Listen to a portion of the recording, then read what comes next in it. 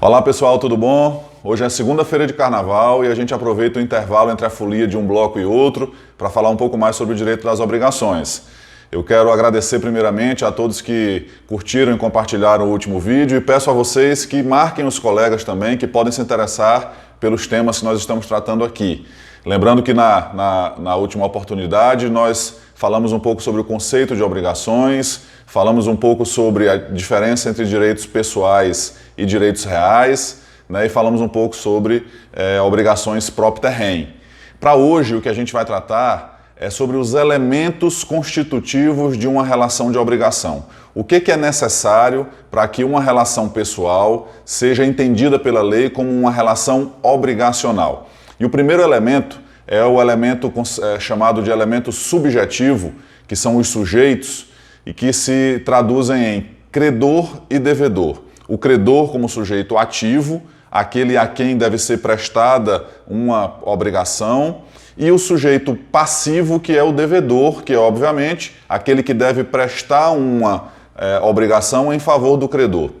E a gente precisa, obviamente, falar um pouco das características de um e de outro, lembrando que o credor ele pode ser uma pessoa unitária ou pode ser uma pessoa coletiva, ou seja, pode ser mais de uma pessoa, de forma que o credor não necessariamente é uma pessoa só, mas podem ser vários.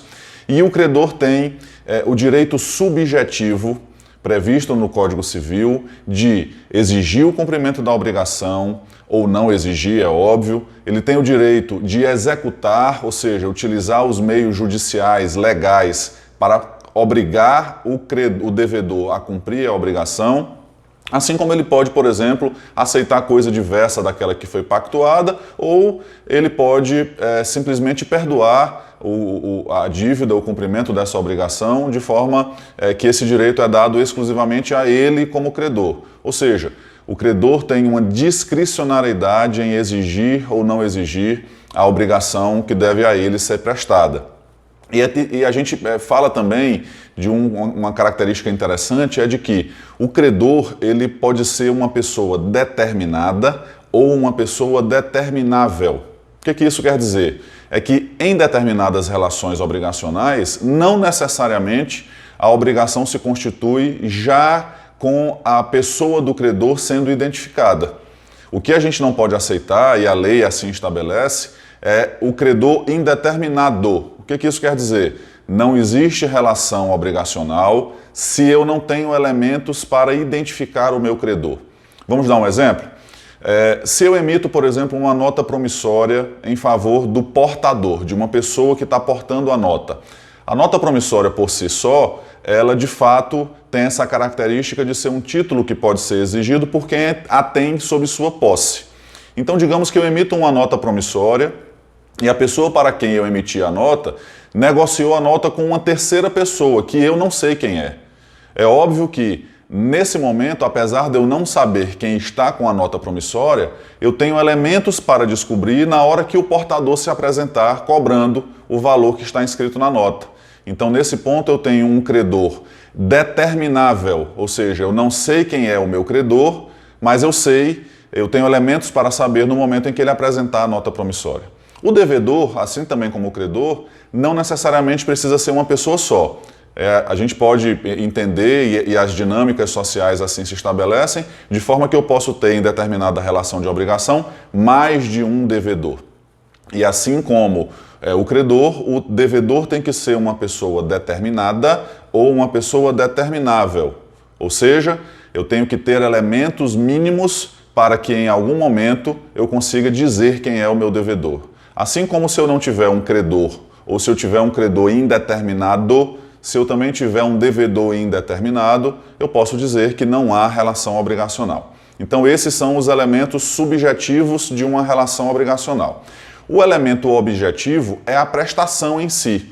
E a prestação nada mais é do que uma ação humana de dar, no sentido de dar, restituir, de devolver, né, a coisa, de dar, de fazer ou de não fazer. Ou seja, a prestação ela pode ser positiva, dar ou fazer, e ela pode ser negativa, que é a obrigação de não fazer, de se abster de alguma ação. E a gente faz uma divisão, uma separação dizendo que a prestação ela se divide em prestação mediata e prestação imediata. Vamos dar um exemplo? Se eu tenho a obrigação de entregar um carro ao meu credor, eu posso dizer que a prestação imediata é o ato humano de dar, de entregar ou de restituir, né? Esse é o elemento imediato.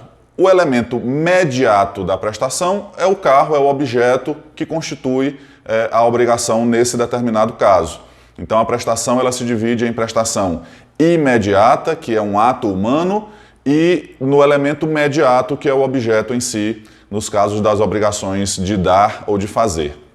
Por fim, a doutrina faz essa construção de que existe um quarto elemento na relação obrigacional, que é o elemento que vincula o credor ao devedor.